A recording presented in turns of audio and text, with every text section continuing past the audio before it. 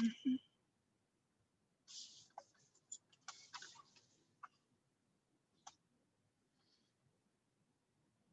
Mhm.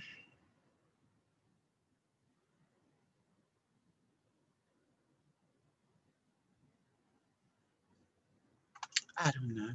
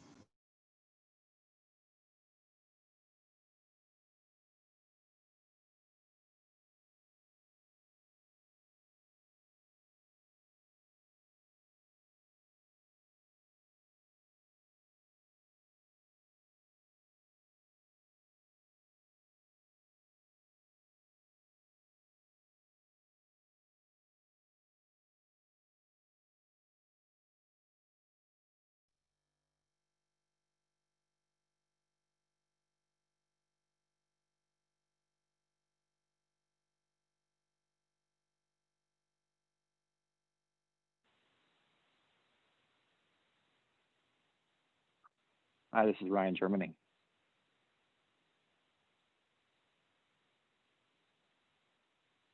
Can y'all hear me? We're all muted, Ryan. Ooh, let's see. Is that mine? Do I?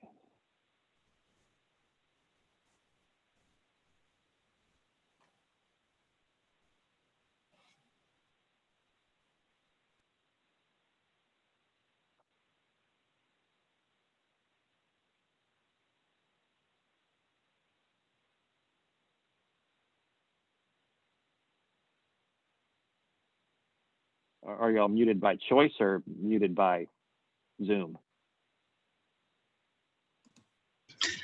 I muted myself. This is Carolyn Fisher. Can you hear me? Okay. Yep, I hear you, Carolyn. Chairman Schaefer. Okay, I'm going to mute. Yeah, myself. Chairman Huh? Schaefer usually mutes all of us. Oh,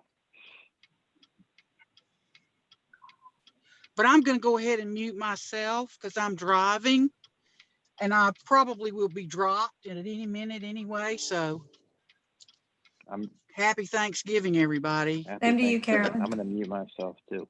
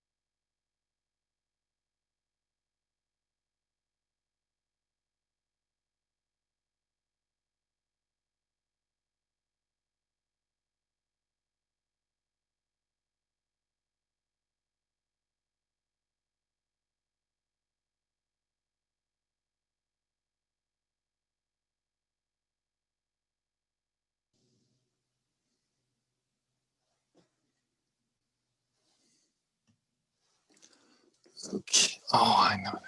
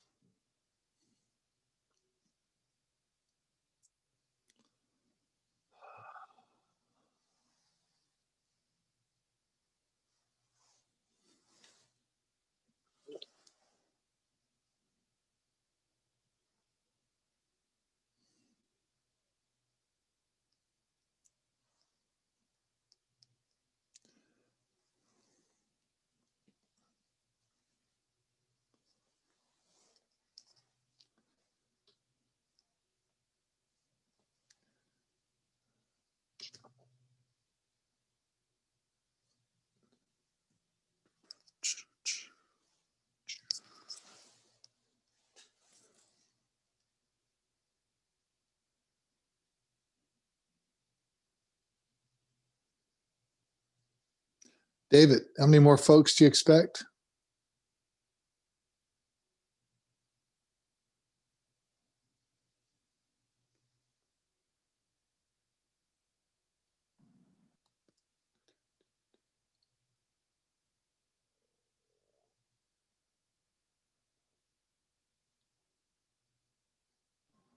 I think we're close to all full up. Okay. Was that Joseph Brandon I just heard? No, sir, that's Brant Frost. Oh, hey, Brent.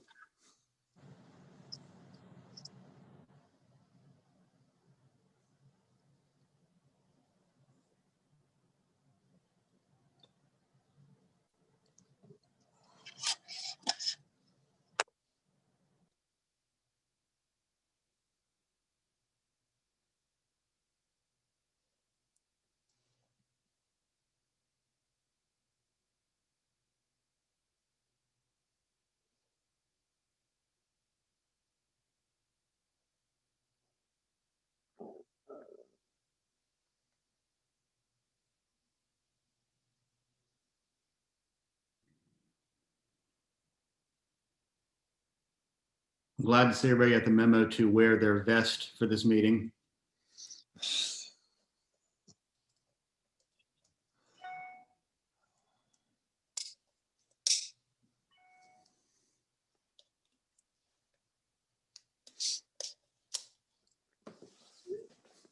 Who are we lacking? I don't know who the organizer is. I think, is it Brant? That's the organizer? Um, I think we your using- office organized it, and yes, the host is Gabriel and Ryan. Oh. Okay. Okay. Are we missing anyone then? Y'all in? Who's that? Are we missing anybody from the party side right now? David or y'all have anybody else you're expecting to get on here for this? Well, David Schaefer's on. I see Rebecca Yardley. I see Vicky. I I think see we made it myself. available to all the members of the state executive committee. I guess 4:30's arrived, and we Yeah, I have who we think we're have. all here. Okay, I think I saw Ryan. Ryan, are you here too?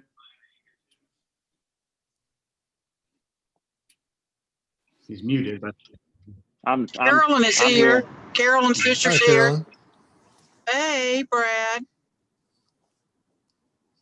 I'm going to mute myself now.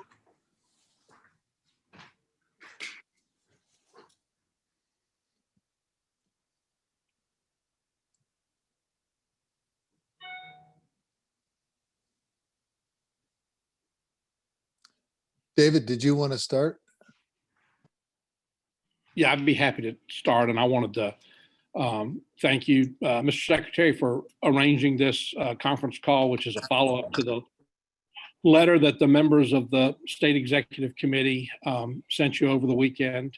We're joining, the governor and both U.S. senators and the president in asking you to conduct an audit of the signature verification process of the absentee ballots.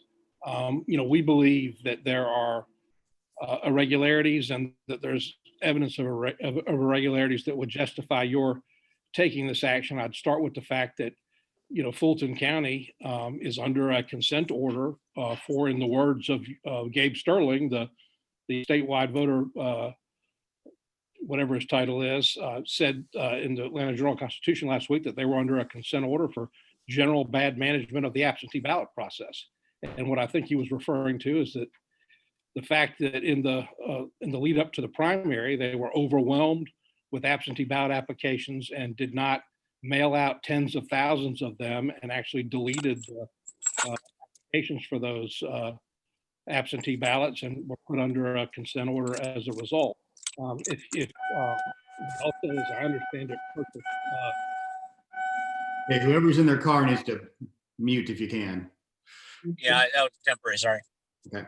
So yeah, it's also, our understanding that they purchased software to help them scan and verify absentee ballot signatures for the general election, but they were never able to get that software to work, and ended up representing to their own election board that they had done an ambulance.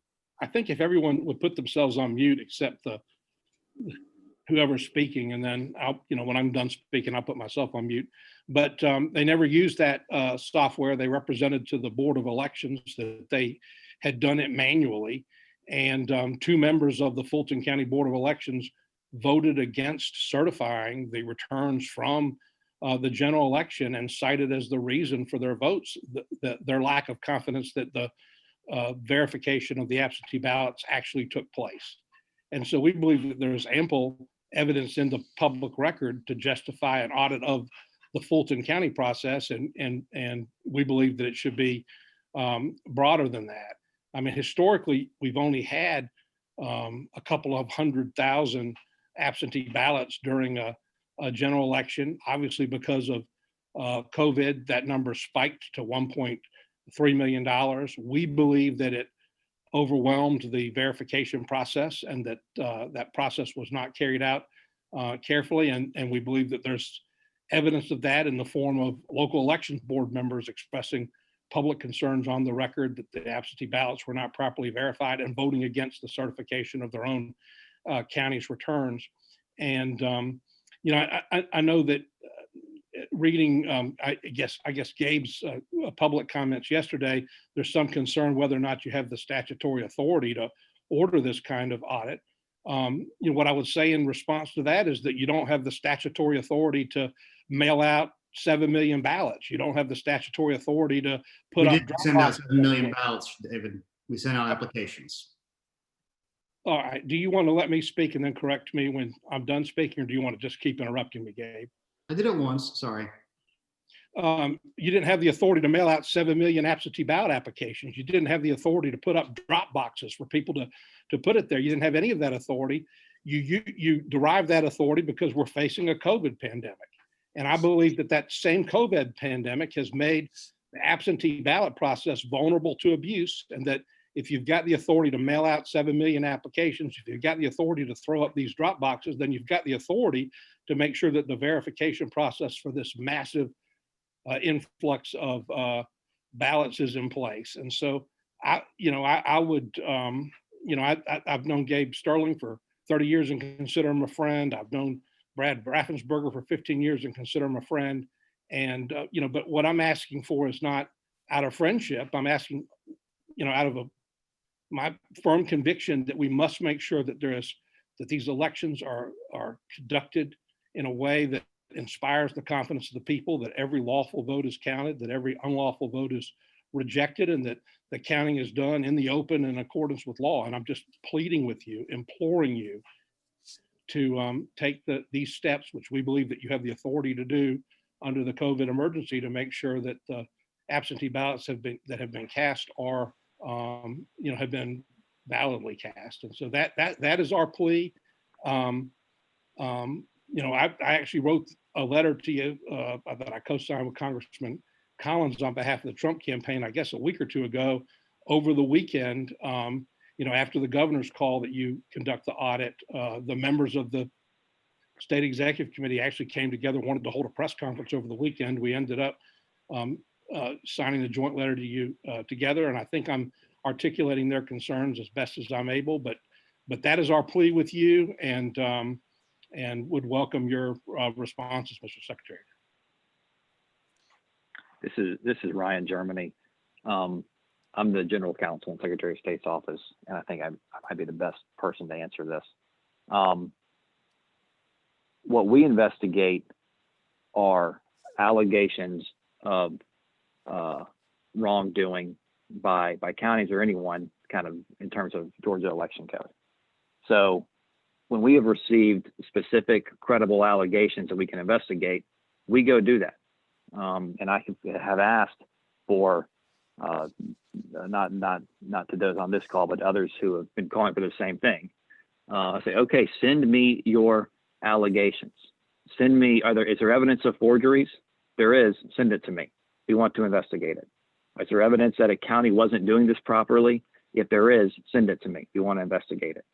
The chairman laid out some concerns with Fulton County. We do have investigations into both of those things going on right now, into forgeries, into signature match issues. But what we investigate are allegations, specific allegations of wrongdoing that we can go investigate. We don't just say, oh, we're gonna take over this county function. The signature verification is a county function. Counties run elections in Georgia, as you guys know. And each of your county election boards have representation from the Republican Party. They have access to everything.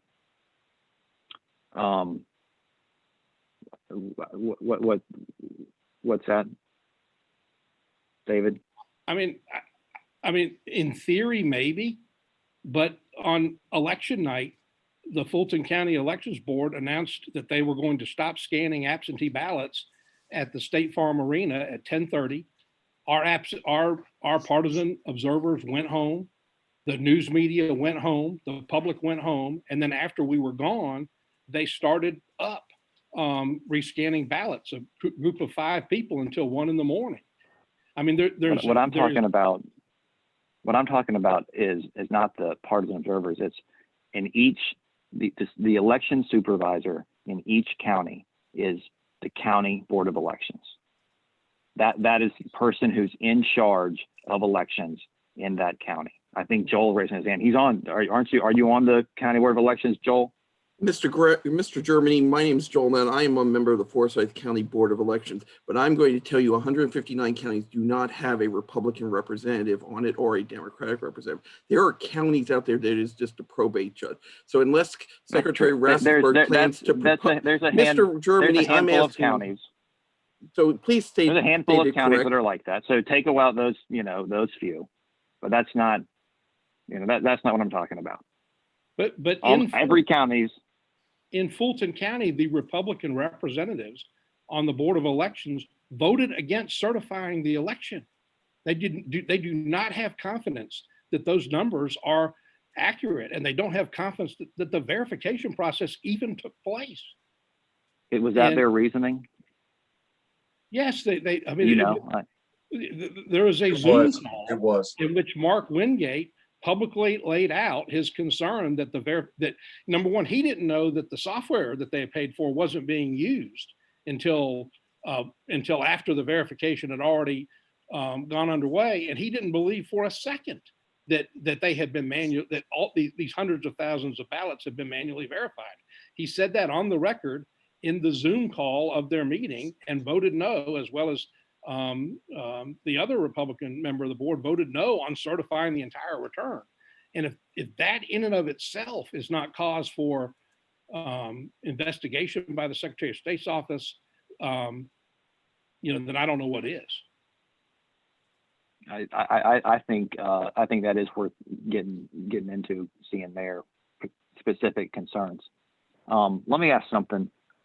As you guys know, the way the absentee ballots work is when the signature is verified, the inner envelope is removed, separated from the outer envelope. So once that ballot is accepted, there is no way to then tie back the inner envelope with the actual ballot to the person who voted. So what end do you guys foresee or kind of hope for, if we did what you're describing? Well, To what end? So it would show whether or not the process worked or not. And frankly, if it didn't work and it was exposed, then we can correct it in the future.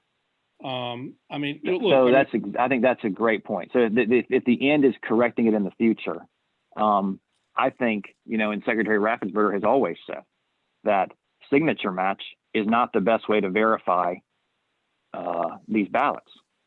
Right. So if our goal is correcting it in the future, there's one way to do that, and that's change. Signature match has been the law in Georgia for decades, and there's one way to change that, and that's working through the legislature to change that. And I think we have a good opportunity to do that. Now, what if we do this audit and it shows, everything worked great? Then we basically give away that opportunity.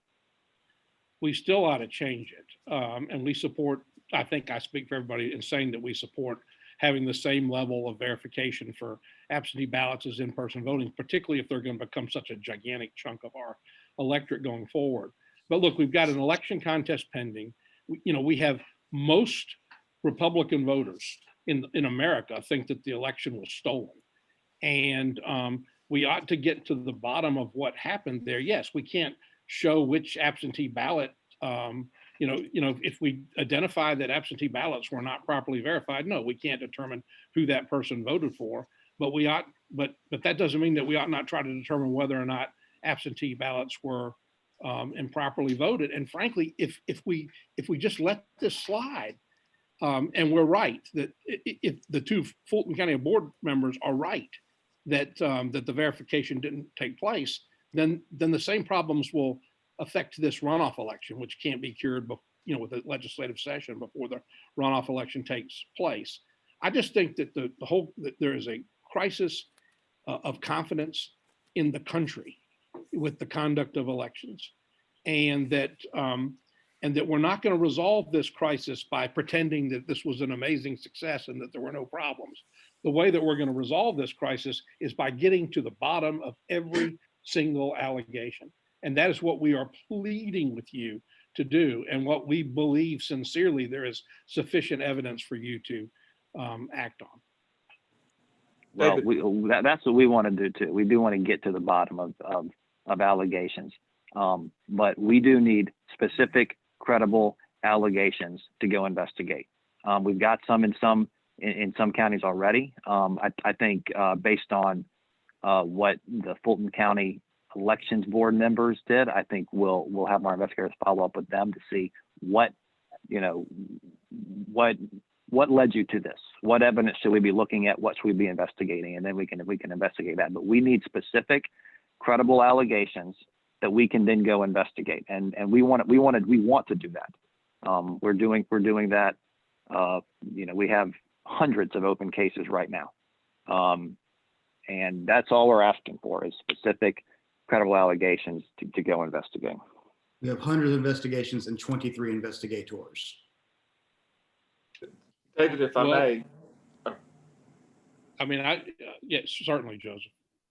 the only thing that I would comment about the audit, and I appreciate what y'all are saying, with the audit that we conducted on the hand count audit, obviously, thankfully showed that the Dominion machines do not appear to be changing the vote counts from the pieces of paper to what was tabulated, within some reason. But one part of it, I believe that y'all even noted yourselves that in the audit process where we found the memory cards, Floyd County, Fayette County, and Henry County, where the memory cards had not been tabulated and included in the totals. And as part of y'all's audit, just, that's something in the process that they will be doing, the counties will be doing moving forward to double check and make sure that every single memory card has been counted. So in the same sense that, no, we proved in the audit that the Dominion system counted the pieces of paper the way that they were printed out. That's great. And that added some transparency to that. So the same would be true for the hand verification. And not only that, but provide auditive process for the signature match and find things that we might not know, like, gosh, there's a memory card that didn't get tabulated in several counties. Again, thankfully it didn't change it didn't cause widespread change in the outcome, much to our, I guess, what we wish would have happened. But the point being, there was things found that we didn't even expect to find because we completed a thorough audit of that process. And I think in the same regard, a thorough process of the signature match process would be very helpful. That's my 2 cents. Thank you very much.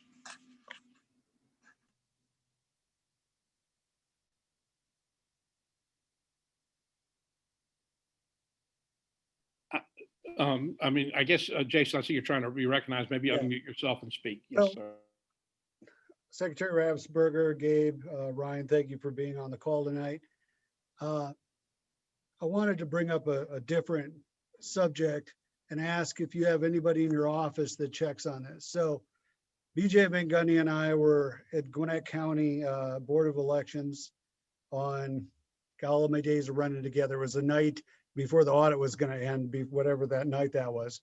While we were there were about 60 people that were there, not for purposes of the audit, but they were there, and this is about 10 o'clock at night. They were temps, I guess, that were there to open up new voter registrations. And what we were told is that there were approximately 20,000 in that batch.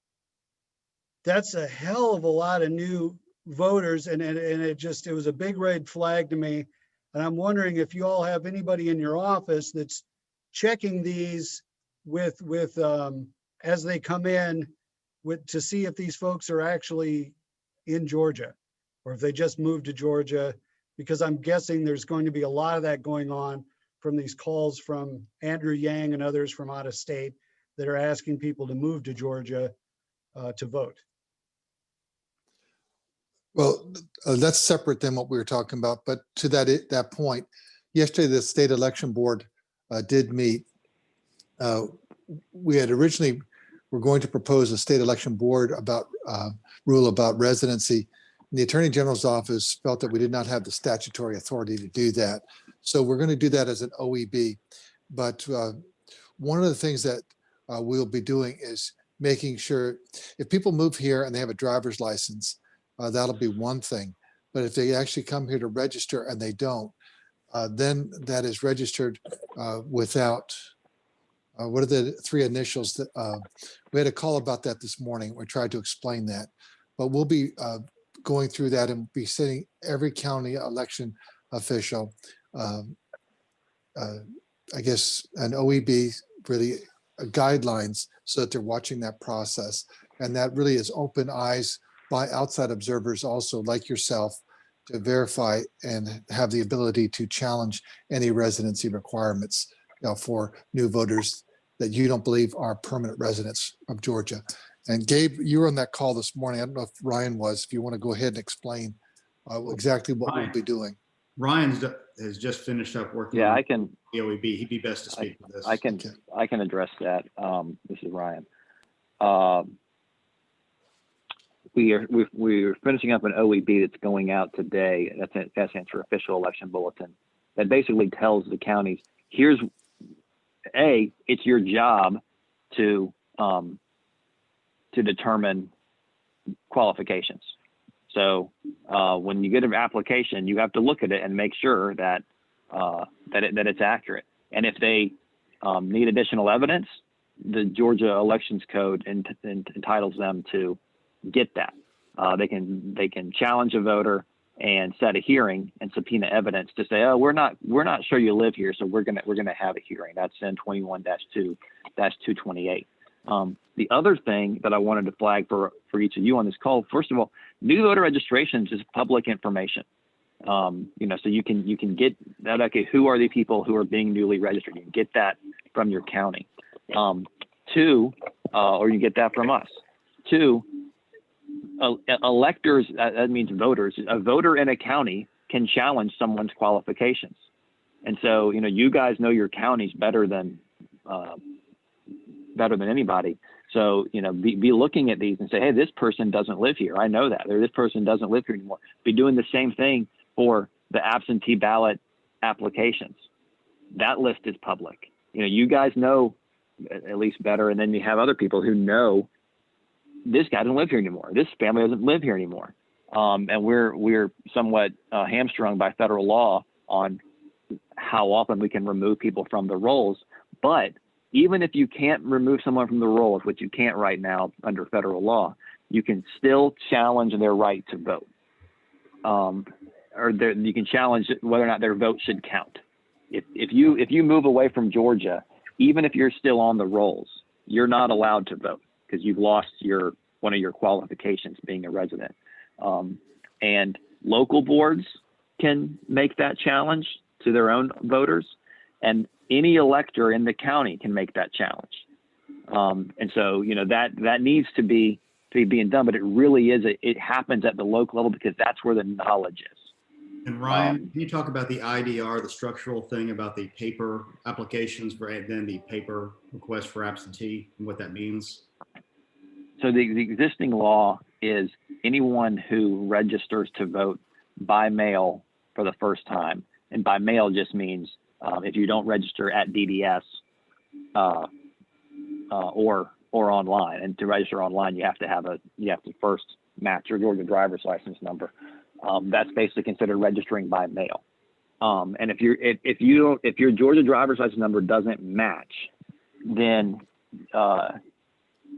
you have to provide ID before you vote absentee or in person. So there's that systematic check in there, which is good. But there's also the challenge process that I just laid out. I've got a question taking us back to if I may. Please. Please. Am I good, David? Okay. So Ryan, I sent you a letter, and I did send it to Brad, but it bounced off of that email address. So anyway, Ryan, you got it. I got it, BJ. Okay.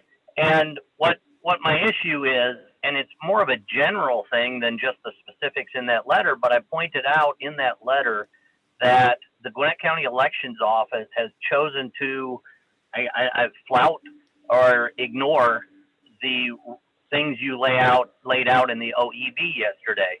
Two things. One, you said that there needed to be a reasonable notice. And the notice that was given, not by you, this isn't you guys doing it, it's Gwinnett County.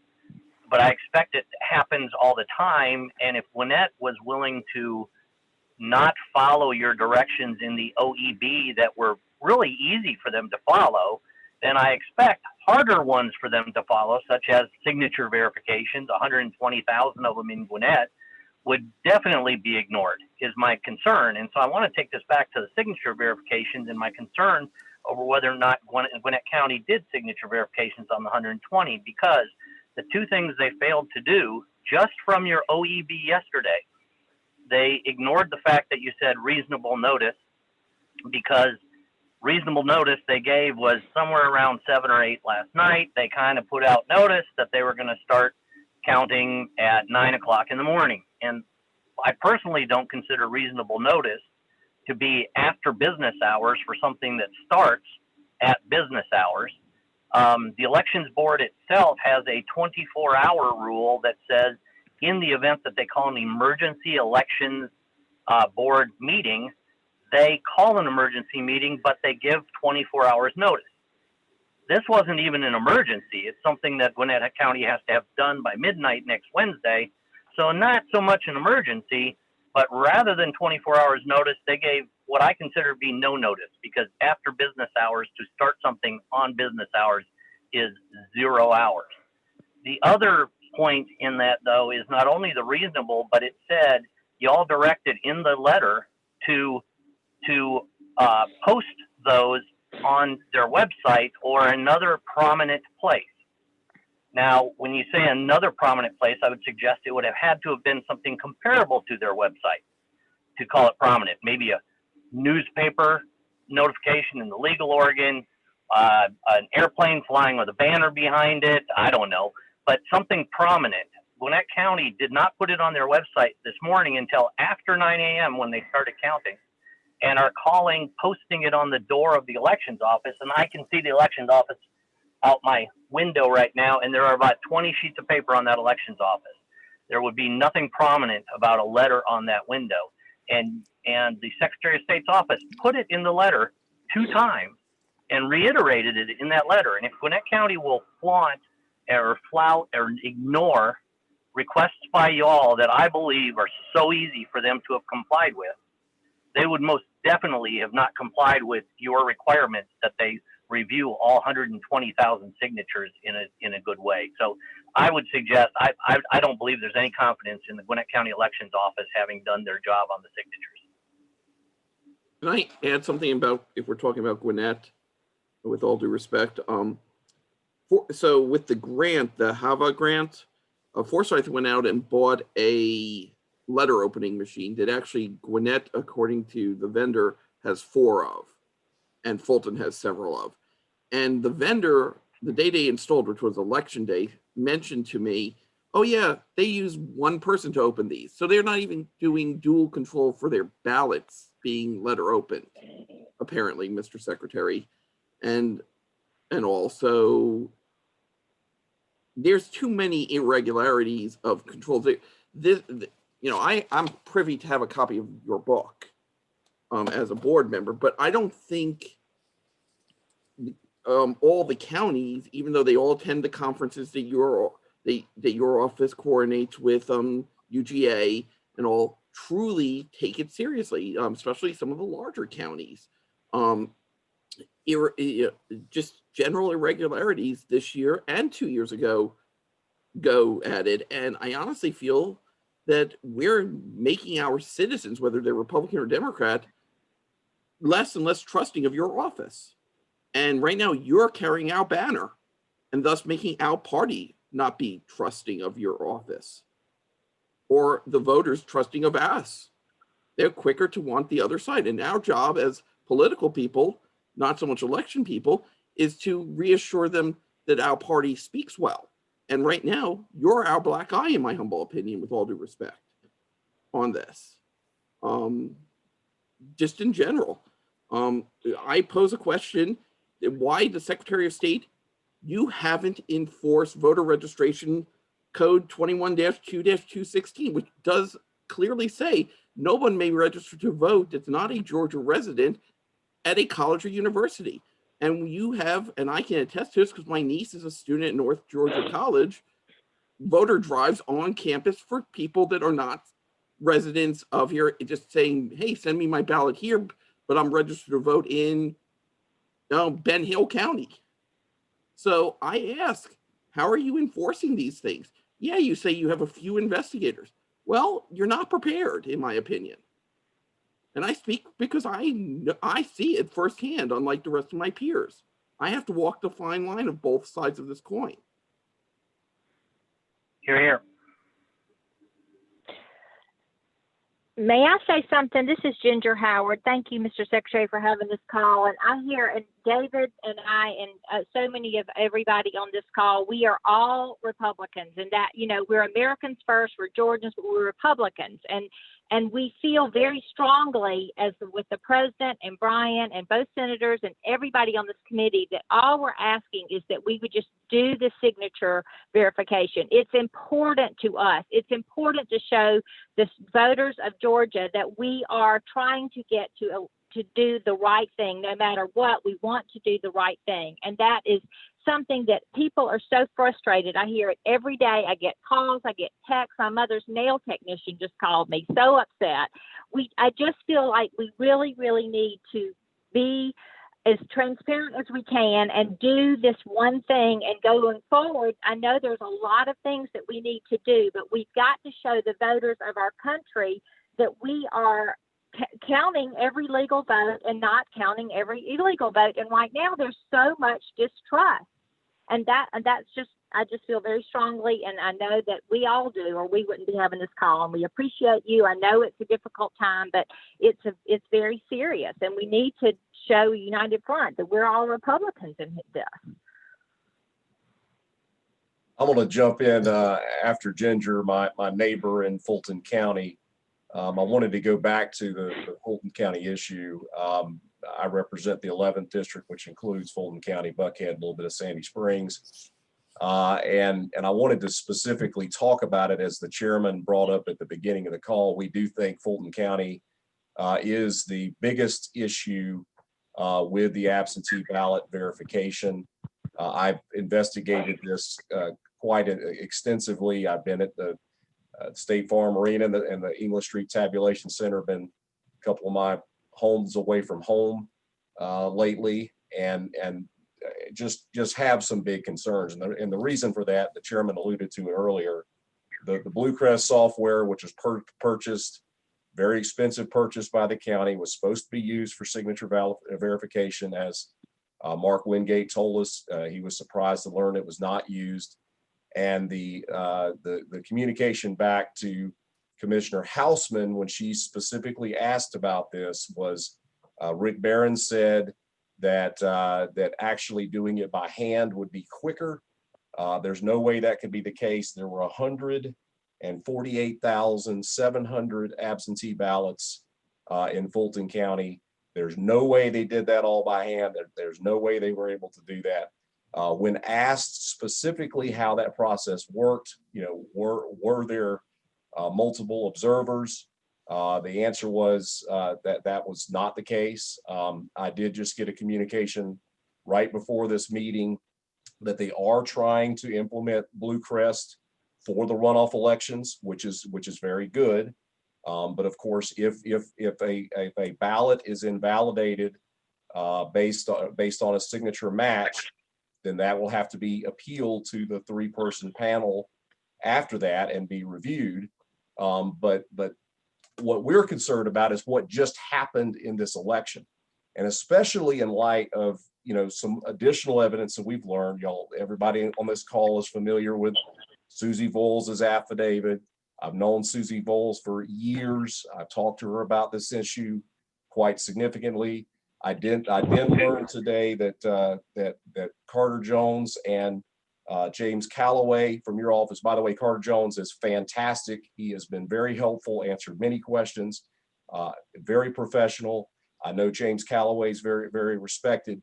Those two individuals were not there during a significant part of the time when these Fulton County officials were still scanning ballots at the State Farm Arena. And since we have come to find out that a batch, and that batch was 100 ballots, that 100 ballots, 98 of which were votes for Joe Biden, were not creased. They were on a different weight paper. And those were part of the audit, or a part of the audit process that Susie Boyles witnessed. Those were somehow put into the scanning at State Farm Arena. And I'm worried there was a whole lot more. That's just one batch. That was 100 ballots. But there was a window of about an hour where there were only the 5 people that Rick Barron had left behind when all of us were told to leave, our observers, the Democratic poll watchers, as well as Fox 5 reporter who were there. And then that process began. And yes, once Carter Jones found out about it, he was over at the English Street Tabulation Center. He got back over to State Farm, but that was around midnight. And so there was an hour window there when James Callaway was not there and when Carter Jones was not there, when something could have happened without anybody observing it. And we know that there's at least this batch of 100 ballots that's very suspicious. So if we were to have an audit specifically of Fulton County, obviously we're asking about it around the state, but our specific and most important concern is with Fulton County. We could see if there were improperly verified absentee ballots through this audit process. And I know, as y'all have said, we're not going to be able to identify because the outer envelope is now separated from the ballot, but we could at least determine if there was some of that 148,700 ballots that should not have been allowed to be voted. Brad, as you bring that up, just so you know, we do officially have an investigation into that specific time period. I know Ryan, our Francis Watson, our head of chief investigator, has worked with State Farm to try to get the videotape, because as we all saw in that room, because I had to go there too on that Saturday when they screwed up on provisional ballots, we saw that there. Ryan, where do we stand on that situation with the videotape, or do you know off the top of your head? If you're not muted, there you go. So I was talking to State Farm Arena's attorney this morning about it, this afternoon. I believe we'll be able to get that footage next week. It's been a little bit complicated by the ongoing litigation that has kind of unfortunately sort of tried to wrap in this litigation, and then with discovery and that's made State Farm a little skittish, but they do want to cooperate with our investigation. They've told us. So I think next week we should have that, and then we'll be able to fully investigate.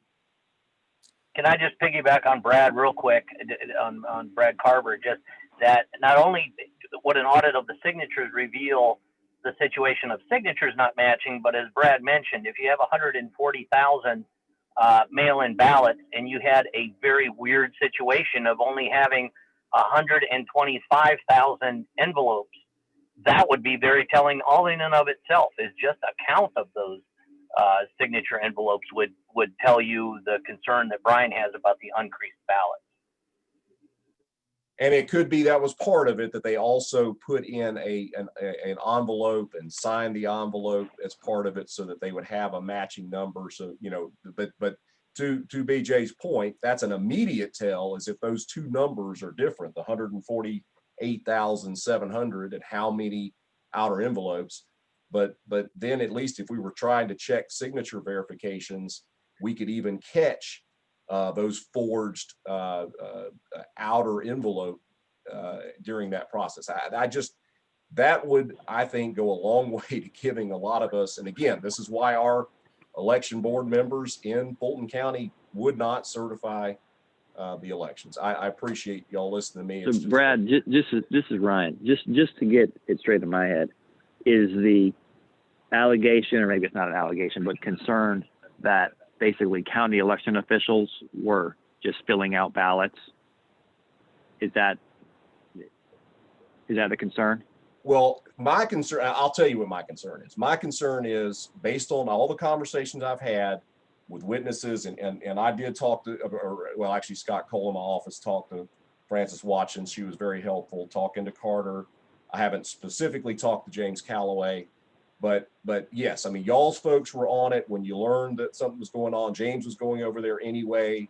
And certainly when Carter became aware that they were starting to scan these ballots again, he got back over there as quick as he could from the English Street Tabulation Center. But my concern is there was a window of time there that your people were not in that room, and only people there were 5 people that that either Ralph Jones had coordinated or Rick Barron had coordinated, and what their story is that they just scanned the 10,000 that had already been processed. And then once they did that, they left. Now we do have on the back end, Brandon, when he got back over there at 1:30 a.m., he talked to security at State Farm, and the security told them that you just missed him, that the team just left. And so, you know, I don't think anything happened after that. I know there's a tape out there. I don't know the date and time stamp of that. But my point is, I think there was a window of time when ballots could have been brought in, like the ones that Susie Bull saw, which are not creased, and put into the pile for scanning. And that's my specific concern. And if I could add to that, Ryan, I don't know, I tried to connect Gabe with someone who also witnessed these pristine ballots that appeared to be machine marked. I tried to connect him with Gabe today. I called him today. He's going to call me back. I haven't heard back from him yet. And look, there may be an explanation for it, but but you know what they're reporting, and I think the Susie Boyles affidavit is not the only affidavit. I think there's a Scott Hall affidavit and an affidavit from Scott Hall's wife. They're reporting absentee ballots that appear to be unfolded, uncreased, pristine is the word that they're using, that appear to be marked by machines, you know, where most absentee ballots should be marked by hand. Now, I wondered if these were duplicate ballots that had been created by machine because the original ballot had been spoiled. There may be a explanation for that, but I'm just speculating that there may be an explanation. But that, Brad mentioned 100.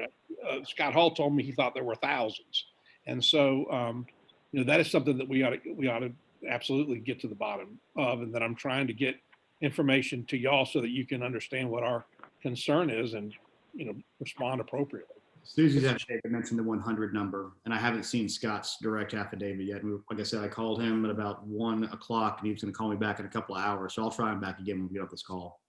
Can I add something to that real quick? And then I think my peer Daryl wants to say something. But if they are duplicates, they should be clearly marked duplicate in red ink. They should have a duplicate log, and they should have gone before a Republican Democratic vote review panel for any duplication. It's in the statute.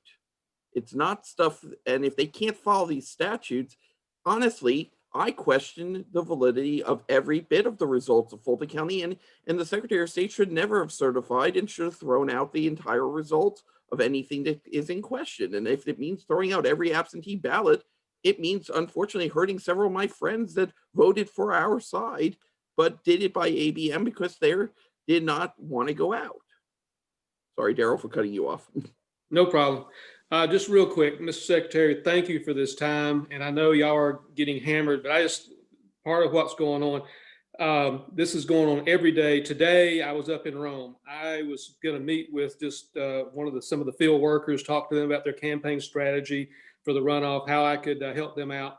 There was a table of volunteers working from the county party of about 8 women.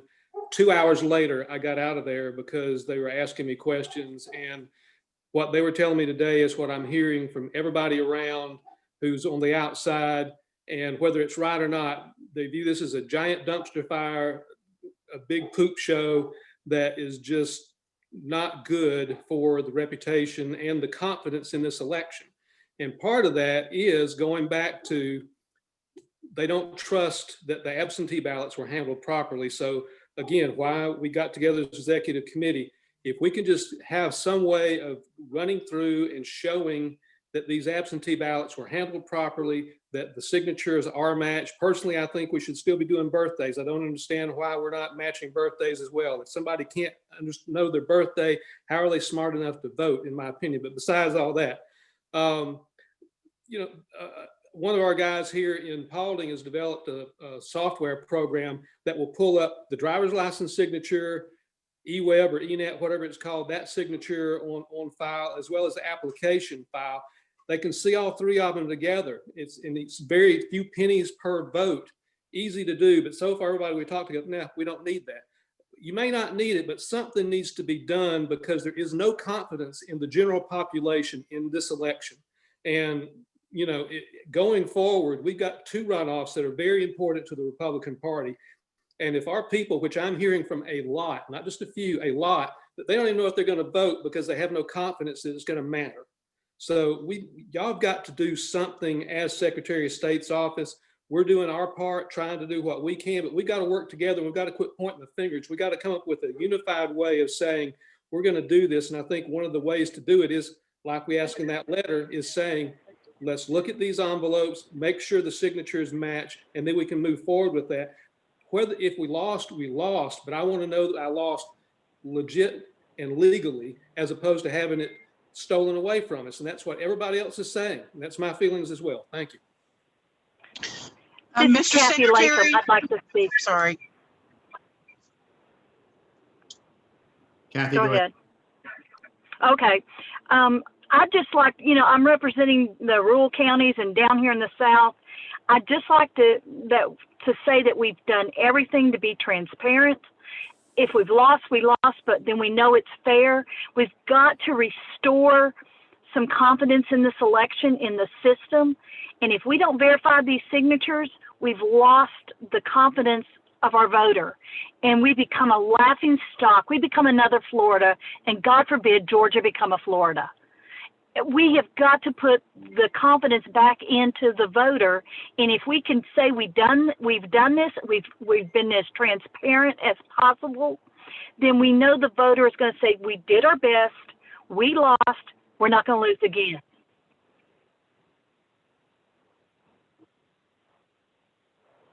Mr. Secretary, that's all I have.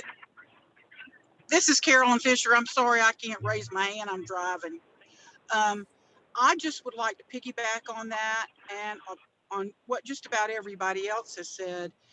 The eyes of the nation are on this state, and I don't know why. I can't understand why we wouldn't do everything within our power to make sure that the nation, as well as our state, knows that this election was fair and square.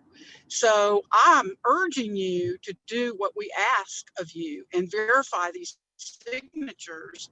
It doesn't make sense to me why we're not. It really doesn't. And I appreciate your listening to me. Thank you.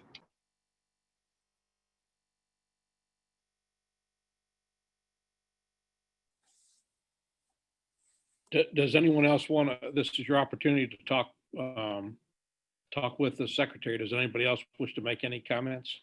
Mr. Chairman, this is Sean Still. I'd like to add something. Sure. Hey, Brad, Gabe, I know you guys are getting hammered with a lot right now. It's been a lot of one-way communication, but literally just asking the question, what is the reluctance in not doing this? I can answer part of that, and Ryan might want to jump in on that. It's not a reluctance necessarily. Again, like Ryan said in the beginning, we have to have specific things to investigate, a specific allegation. The Chairman Schaefer pointed out the Fulton County board members. We talked about that today, and he said the words, they believe this, and I know some of the background of the software, and that could lead to a point we can investigate it. We're investigating the thing in Fulton. And this may me the fly in the ointment on this one, but essentially, Stacey Abrams made a lot of things where she didn't have any evidence to investigate. And we don't have, unless we have specific evidence to chase things down, it doesn't open the door for that. Everything else we've done has been really defined by statute. The hand audit was in statute. It's defined how it's supposed to be done. We chose to do an RLA. The secretary chose the presidential race to do that. That was done. The recount we're doing right now is done that same way. Every investigation where we have specific evidence, we're trying to track them down. Like I said, we have hundreds, we have 23 investigators. On the double voters, which we were the first office to ever open investigations into those in the history of the office, we had to do 1,200 interviews using those 23 investigators right now. We are in the middle of running a December 1st runoff. We have to do this recount. We have to get January 5th done. And again, I see bits and pieces of evidence. We have some specific evidence on a county today that we got, and I don't want to say which one yet because we're still verifying it, that we will likely have to do some investigation specifically on absentee ballots. It's not Fulton, just so you know, it's another county.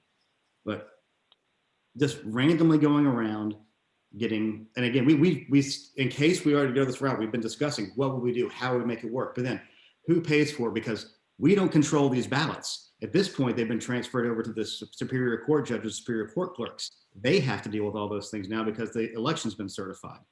And Ryan, correct me on this, but I think this is how it's supposed to flow. And they're the county's responsibility. Do we just have the counties re-look at those things again, or do we bring in a third party? And if it's the GBI, who's paying for those expertise? How do you decide which ones you're going to look at to do this? They're trying to fix it like it's just a state. Oh, sorry. Sorry, my wife. Continue, Gabe. I'm listening and telling. But eventually, I mean, it's not as easy as, you know, I know the letter made and then the governor's request. It's not this easy thing to go do. And who controls what and has the property of what? We can ask, we can do an investigation if there's a specific thing we're trying to figure out, if there's a specific allegation of forgery. You think we have 2 people who we believe are dead that family members have forged their signatures on. We're investigating those. So we're doing all those things, but again, flying the ointment, I'm just stating a generalized feeling. And I said this in the press conference, a generalized thing of we don't trust it. The reason in large part is not trusted is because the President of the United States and Rudy Giuliani and Sidney Powell got on and said, you can't trust these things. With very little evidence, they've been thrown out of the court. The Lynn Wood lawsuit specifically said the remedy for what you're asking for is too high and you don't have standing and you don't have any evidence. So again, it's not reluctance, and we're definitely listening to you. And David and I have gone back and forth on Twitter, on text for days about this. I would like to find a way to meet this level that you'll want to, but at the same time, if we go in a generalized way, say, we don't feel like this was done right, that's the same thing Stacey Abrams said. And I'm not trying to make the comparison so that you kind of see what could happen in 2 years if the precedent is set on that front. And, you know, we're worried about this election. We're worried about January. We're also worried about the long term. So again, I'm not a lawyer. I'm just the voting system implementation manager. And we're trying to track down, like I said, every we track down. Can I add something real quick? Is it not just suspicious? I mean, I think Republicans are probably more number wonks than anybody else, but to me, when you get in a situation where suddenly from 100 and some thousand to over 1 million absentee ballots, it only makes sense that there would be a higher increase of people screwing them up and having them thrown out. Yet we suddenly had a much lower percentage rejected. It doesn't make a whole lot of sense to me. And that's what a lot of people are telling me as well. So just that in itself seems like is enough reason to look into it further. Let me address that. Yeah, let's hear an explanation of that. Hey, Gabriel, I would like Ryan Germany to address that specifically. Thank you. Ryan? So I will address it and then I have to get off. One thing that we have seen thrown around is a comparison of the rejection rate of ballots in 2018 to the rejection rate in 2020. And what it's doing is it's taking one reason for rejections in 2020 and comparing them to every single reason for rejections in 2018. But obviously, those two things are not the same thing. The number one reason ballots are rejected in Georgia, and it's been this way for a long time, is because they get here late. They arrive after the deadline. We don't have final numbers on that yet for this election because counties have not reported those yet. So we'll have to wait and see. Now, on signature issues specifically, what we know is the amount of ballots rejected for signature issues, I said the percent of ballots rejected for signature issues was the exact same in 2020 as it was in 2018. And that's after the counties gave the voters the opportunity to cure those signature issues. So what that means is counties initially identified a higher rate of ballots that had signature issues, and then some people cured them, through the process set out in the legislature. That process is sign an affidavit, bring in a copy of your photo ID, and then you cure your ballot. So the idea that it went down is just false. It stayed the same, and that's even after cure. So initially, more were identified. So this, throwing out false numbers and comparing one slice of the pie to the whole pie doesn't help. I mean, I think, each of us on this call, you guys are in positions of leadership. And there's a responsibility to get out accurate information. I've been in Secretary of State's office since 2014. So I know what it's like when people get out inaccurate information about elections. And it's been my life for 2.5 years. I don't think that's I don't think that's a boat that that we as conservatives should jump on. So I just say let's be careful. When you see something on Twitter, it's probably not true. Ryan, I appreciate that. I'm sorry, Mr. Let me jump in here for just a second. And then I know Rebecca wants to say something too. She's had her hand up. But Gabe and I have gone back and forth on this rejection rate. And I do understand your point that the 3.5% rejection rate in the last election included rejections other than signature matches. And we need to see what all of the rejections are when they come in. I understand that.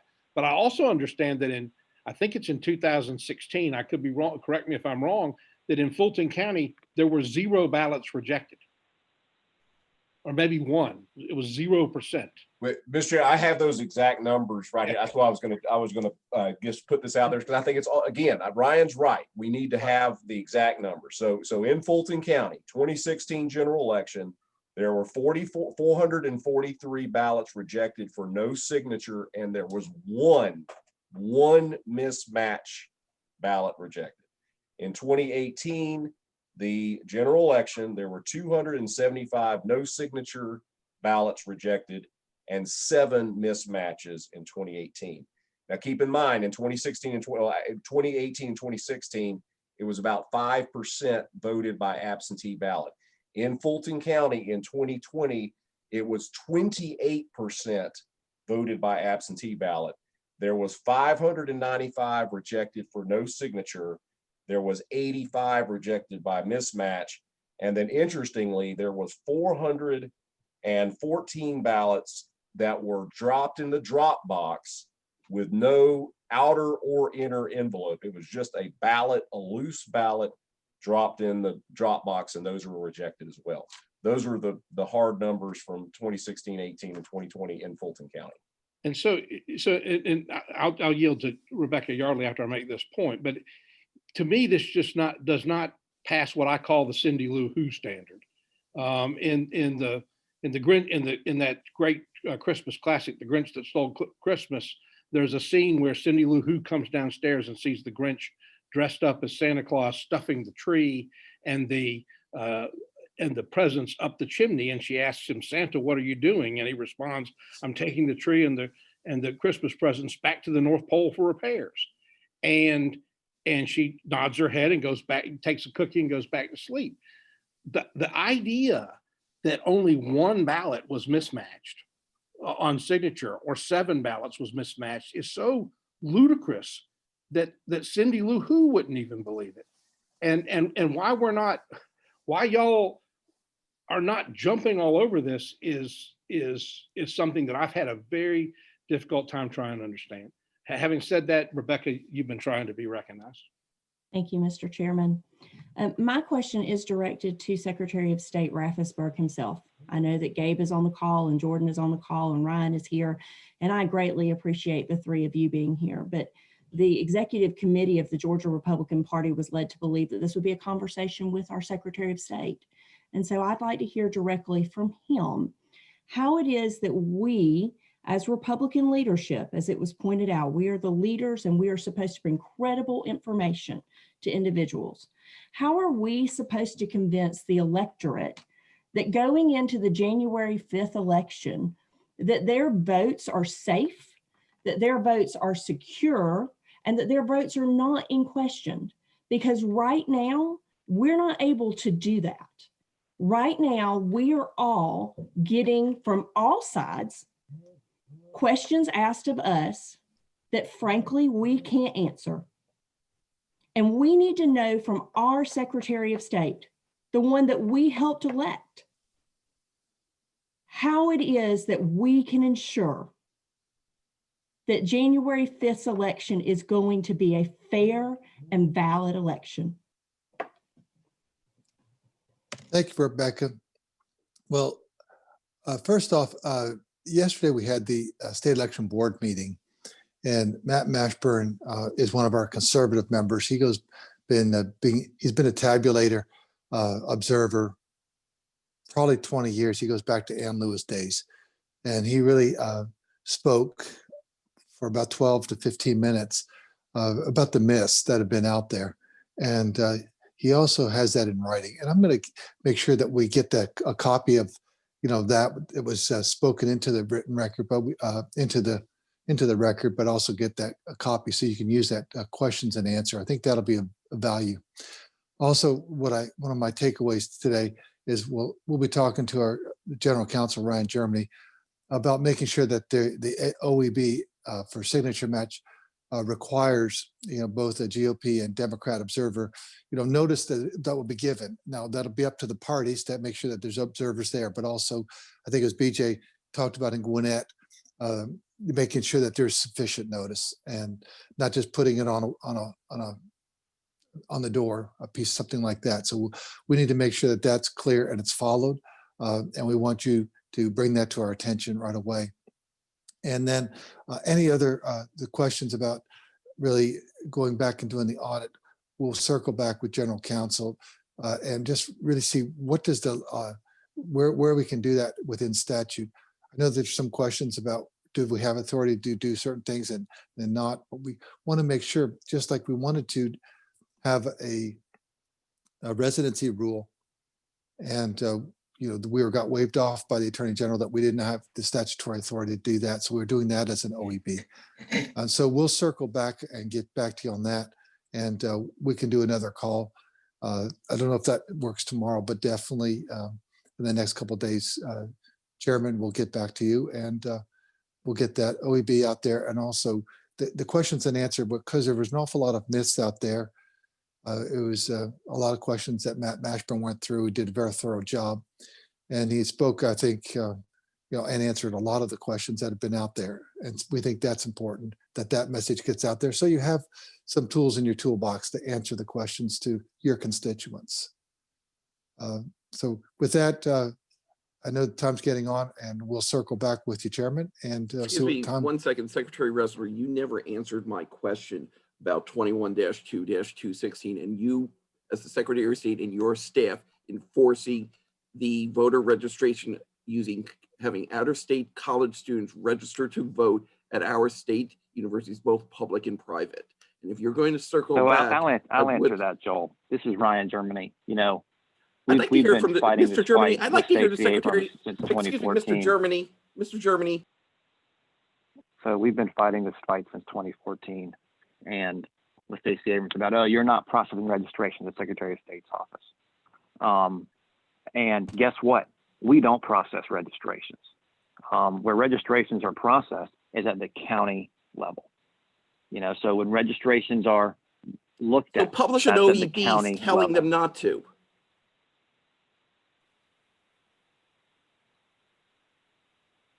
So that's where that happens. And Joel's on the board, so he knows that's where it happens. Elections in Georgia are run by counties. That is the process. That's how it's set up. And I understand right now there's frustration about the result of an election, but that doesn't mean we throw the rule book and we throw the code book out the window. That's not what we did after 2018 when there was frustration from that side after an election. That's not what we do now. So that's the answer to your question. How's that enforced? That's enforced by every single county board of elections.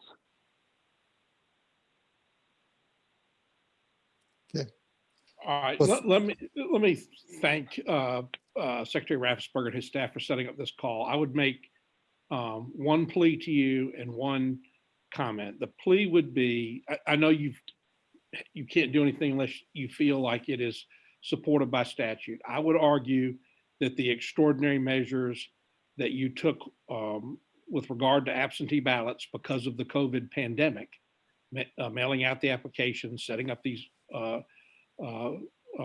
drop boxes and increasing the volume dramatically, would also allow you to make sure that no irregularities or problems crept in as a result of those extraordinary actions that you took because of the pandemic that weren't necessarily supported by statute. So I would encourage you to not hide behind the statute when it comes to verifying the ballots, when you dramatically increase the volume of the ballots and tax the verification system without any statutory authority to do so. I think that the pandemic is justification for both. And the final thing that I would say is, yes, there is frustration about the outcome of the election, but the frustration that you're hearing in my voice is not frustration about the outcome of the election.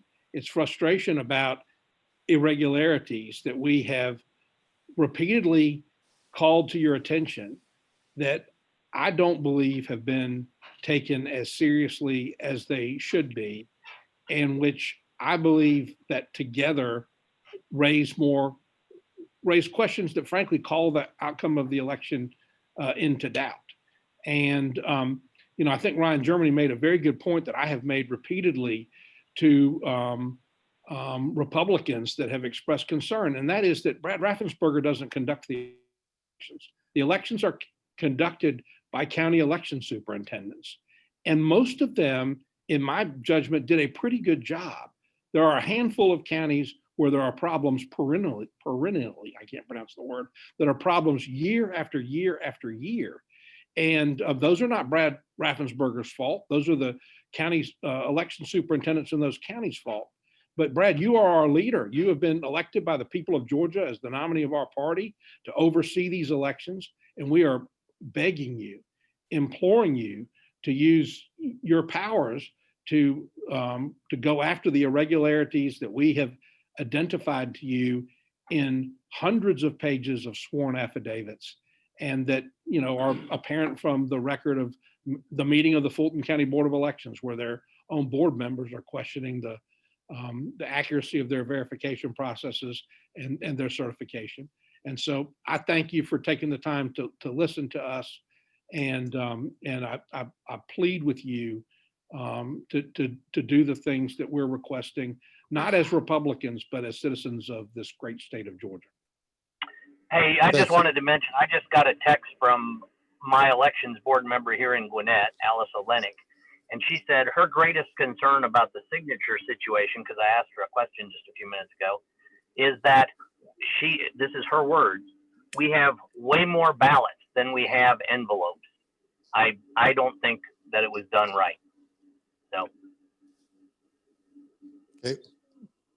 Well, thank you. We'll check into that also. Thank you, David. We'll circle back.